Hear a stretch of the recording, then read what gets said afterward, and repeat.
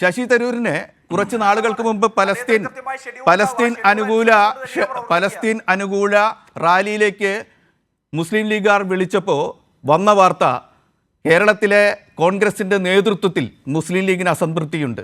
അതുകൊണ്ടാണ് ശശി തരൂരിനെ ക്ഷണിച്ചിരിക്കുന്നത്. ശശി തരൂരാണ് ഇനി UDF-നെ നയിക്കേണ്ടത് എന്നൊരു ബോധ്യത്തിലേക്ക് മുസ്ലിം ലീഗ് എത്തിയിരിക്കുന്നു എന്നാണ്. ശശി തരൂർ അവിടെ ചെന്ന് ഹമാസിനെതിരെ പ്രസംഗിച്ച് അത് പ്രശ്നത്തിലാക്കി മാറ്റി എന്നതും മറ്റൊരു കഥ. ആ ശശി തരൂർ നാളെ UDF-നെ നയിക്കേണ്ട ആൾ എന്ന് ലീഗ് ചിന്തിച്ചു എന്ന് വാർത്തകൾ പറഞ്ഞ ആ ശശി തരൂർ ഇന്ന് ഒരു പ്രതീകം പോലെ ഇക്കാര്യത്തിൽ നിശബ്ദനായി നിൽക്കുന്നു. നിലമ്പൂരിലേക്ക് വരാതെ അദ്ദേഹം അമേരിക്കയിലേക്ക് പോകുന്നു, ഒരു പ്രതികരണം പോലും കൊടുക്കാതെ. അദ്ദേഹത്തോട് അടുത്ത വൃത്തങ്ങൾ പറയുന്നു കേരളത്തിൽ നിന്ന് അദ്ദേഹത്തിന് ഒരു ക്ഷണവും ഉണ്ടായിട്ടില്ല. ആ വാർത്ത ഞങ്ങൾ കൊടുത്തിരിക്കുന്നു. അത് തെറ്റാണ്. കോൺഗ്രസ് വിലക്കി എന്ന് പറഞ്ഞത് ആവശ്യമില്ലാത്തൊരു പരാമർശമായിരുന്നു. കൈരളിയുടെ നുണപ്രചാരണ പരമ്പരകളുടെ ഭാഗമായിരുന്നു എന്ന് അദ്ദേഹം പറയുന്നു. അത് അദ്ദേഹത്തിൻ്റെ സ്വാതന്ത്ര്യം, അതും കൂടി ജനങ്ങൾ കേൾക്കട്ടെ. ഇത് തെറ്റാണ് എന്ന്, ഈ വാർത്ത തെറ്റാണ് എന്ന് തരൂരിൻ്റെ വരവിലൂടെ തെളിയില്ല എന്ന് കൈരളിക്ക് വേണ്ടി ഞാൻ ഉറപ്പിച്ച് പറയുന്നു. വസീഫിന് ഈ സംഭാഷണ ഘട്ടത്തോട് പ്രതികരിക്കാം.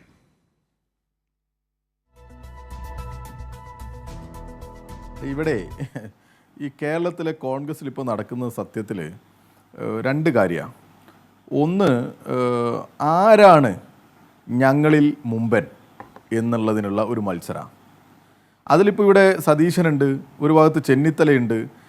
മുകളിൽ നിന്ന് നേരത്തെ മുകളിലേക്ക് പല കാരണങ്ങളാൽ ആ സോളാർ സമര കാലഘട്ടങ്ങളിലൊക്കെ ആലപ്പുഴയിൽ മത്സരിക്കാതെ ഞാൻ ഡൽഹി കേന്ദ്രീകരിച്ച് നിൽക്കുകയാണ് എന്ന് പറഞ്ഞ് ഇതെല്ലാം ഒന്ന് അടങ്ങി തിരിച്ചു വന്ന് ഇവിടെ മത്സരിച്ച് ഇപ്പോൾ സതീശനേക്കാൾ മോശമായ സ്റ്റേറ്റ്മെൻറ്റുകൾ ഇറക്കി നടക്കുന്ന ആരുണ്ട്? ഈ വേണുഗോപാലുണ്ട്. നമ്മൾ കണ്ടല്ലോ, ഏറ്റവും മോശമായ സ്റ്റേറ്റ്മെൻറ്റ് നടത്തി ഈ തെരഞ്ഞെടുപ്പിൽ വർഗീയത കൊണ്ടുവരാനും പെൻഷനെ ആക്ഷേപിക്കാനൊക്കെ വന്നത് അദ്ദേഹമാണ്. അതുപോലെ തന്നെ കേരളത്തിൽ മറ്റൊരു നേതാവും ഉണ്ട്, ആരാ? ശശി തരൂർ.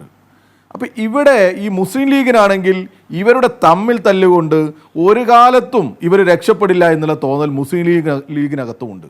അപ്പോൾ മുസ്ലിം ലീഗിനെ സംബന്ധിച്ചിടത്തോളം അത്യാവശ്യം വൃത്തിയുള്ള ഒരു നേതാവ് എന്നുള്ള നിലക്ക് അവർ കൊണ്ടുവന്ന് പ്രതിഷ്ഠിക്കാൻ നോക്കിയ ആളാണ് ശശി തരൂർ.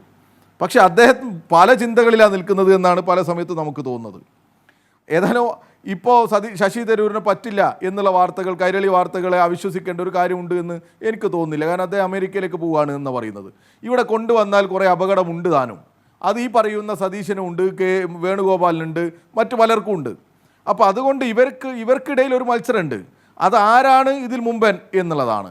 അതുകൊണ്ട് തന്നെ പരസ്പരം ചളിവാരി എറിയുന്നുണ്ട്, അടിക്കുന്നുണ്ട്, എല്ലാം ചെയ്യുന്നുണ്ട് അവർ. അപ്പോൾ അതൊരു ഭാഗത്ത് നടക്കുന്നുണ്ട്. മറുഭാഗത്ത് ഇവരിൽ ചിലർക്ക് വലിയ ആഗ്രഹമുണ്ട്, എങ്ങനെയെങ്കിലും ഒന്ന് അധികാരത്തിൽ വരണം.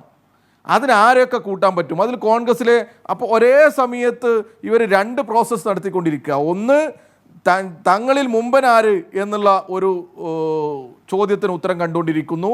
അതോടൊപ്പം തന്നെ എങ്ങനെയെങ്കിലും ആരോടെങ്കിലും 4 വോട്ട് വാങ്ങി അധികാരത്തിലേക്ക് വരാൻ പറ്റുമോ എന്നൊക്കെ ആലോചിച്ചുകൊണ്ടിരിക്കുക.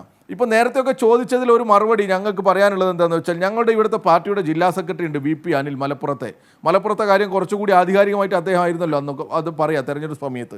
അദ്ദേഹത്തോട് മാധ്യമപ്രവർത്തകർ ചോദിച്ച സമയത്ത് വളരെ കൃത്യമായി അദ്ദേഹം പറഞ്ഞിട്ടുണ്ട്, ഞങ്ങൾക്ക് വർഗീയവാദികളുടെ വോട്ട് വേണ്ട. അങ്ങനെ തന്നെയാണ് പറഞ്ഞത്. ഞാൻ നേരത്തെ പറഞ്ഞു വന്നത് മുഴുവനാക്കാൻ പറ്റിയിട്ടില്ല. PDP-യെ അവർ തീവ്ര നിലപാട് സ്വീകരിക്കുന്ന സമയത്ത് തോളിൽ വെച്ച് നടന്നവരാ ഈ കോൺഗ്രസ്. എന്നാൽ ഈ ജമാഅത്തെ ഇസ്ലാമിയുടെ ഹിറ സെൻറ്ററിൽ 2010 റെയ്ഡ് നടത്തിയ സമയത്ത് കേരളം ഭരിച്ചിരുന്നത് ഇടതുപക്ഷ, നമുക്ക് ഓർമ്മയില്ലേ? നമ്മൾ അതേപോലെ ഇപ്പോൾ ഈ സതീശൻ ക്ലീൻ ചിറ്റ് കൊടുക്കുന്ന സമയത്ത് ആലോചിക്കേണ്ട മറ്റൊരു കാര്യവുമുണ്ട്. ഈ ജമാഅത്തെ ഇസ്ലാമിയെ അഖിലേന്ത്യാ അടിസ്ഥാനത്തിൽ ഇവർ നിരോധിച്ചിരുന്നു. ആര്? കോൺഗ്രസ്. കേരളത്തിലെ കോൺഗ്രസ്സിൽ അഖിലേന്ത്യാ അടിസ്ഥാനത്തിൽ നിരോധിച്ചിട്ടുണ്ട് കോൺഗ്രസ് 92-ൽ. എന്തിനാ? മറ്റ് മതസംഘടനകളൊന്നും നിരോധിച്ചിട്ടില്ല. അപ്പോൾ ഇങ്ങനെയൊക്കെ പ്രശ്നങ്ങൾ ഇതിനകത്തുണ്ട്. ഇവിടെ മുസ്ലിം സമൂഹം പോലും, മുസ്ലിം സമൂഹത്തിലെ ഒരു ഭൂരിഭാഗം ജനങ്ങളും, ഇപ്പോൾ ഞാൻ മനസ്സിലാക്കുന്നത് മുജാഹിദ് വിഭാഗം, അത്യാവശ്യം ഇവർ സുന്നി വിഭാഗത്തിനപ്പുറത്തുള്ള ഒരു വിഭാഗം മുജാഹിദ് വിഭാഗം, അവരും പറഞ്ഞു ഈ ജമാഅത്തെ ഇസ്ലാമി തീവ്രവാദ നിലപാട് സ്വീകരിക്കുന്നവരാണ്, മതരാഷ്ട്രവാദത്തിൽ നിന്ന് പുറകോട്ട് പോയിട്ടില്ല എന്നുള്ളത്. ഇന്നലെ ഉൾപ്പെടെ വലിയ രീതിയിൽ ഇവർ ആവർത്തിച്ച് പറഞ്ഞു ജമാഅത്തെ ഇസ്ലാമി എന്താണ്, എല്ലാം അവസാനിപ്പിച്ച് നല്ല കുട്ടികളായി വന്നവരാണ് എന്ന് പറഞ്ഞു ഇന്നലത്തെ ചർച്ചയിൽ. പക്ഷേ ഇന്ന് രോഹിത് അത് ഓൺ ചെയ്യുന്നില്ല. ഇനി വേറെ ഗ്രൂപ്പാണോ എന്ന് എനിക്ക് അറിഞ്ഞൂടാ. വി ഡി സതീശൻ പറഞ്ഞതിൽ നിന്ന് അവരിങ്ങനെ ഉരുണ്ടുരുണ്ട് മാറുക എന്താ എന്നുള്ളത് നമുക്ക് വ്യക്തമല്ല. വി ഡി സതീശൻ കേരളത്തിലെ പ്രതിപക്ഷ നേതാവ് പറയുന്ന ഒരു സ്റ്റേറ്റ്മെൻറ്റിന് ഒരു ഉത്തരവാദിത്വം വേണ്ടേ? ആ ഉത്തരവാദിത്വം ഇവർ കാണിക്കുന്നില്ല. ഇപ്പോൾ രോഹിത് ഒന്നിനും മറുപടി പറയുന്നില്ലല്ലോ. ഇതാ ഇവരുടെ സ്വഭാവം. തരാതരം വസീഫ് എന്തും പറയുന്ന തരത്തിലേക്ക് ഒരു നിലവാരവും ഇല്ലാത്തവരായി കേരളത്തിലെ കോൺഗ്രസ് മാറുക. എന്ത് നുണയും പറയും, എന്തും പറയും. അവിടെ രക്ഷപ്പെടാൻ, അവിടെ നിന്ന് ജസ്റ്റ് ഒന്ന് മുന്നോട്ട് പോകാൻ എന്തും പറയും, എന്തും വിളിച്ചു പറയും. ഇതാണ് കേരളത്തിലെ കോൺഗ്രസ്. ഗതികേടാണ് ഇവരുടെ.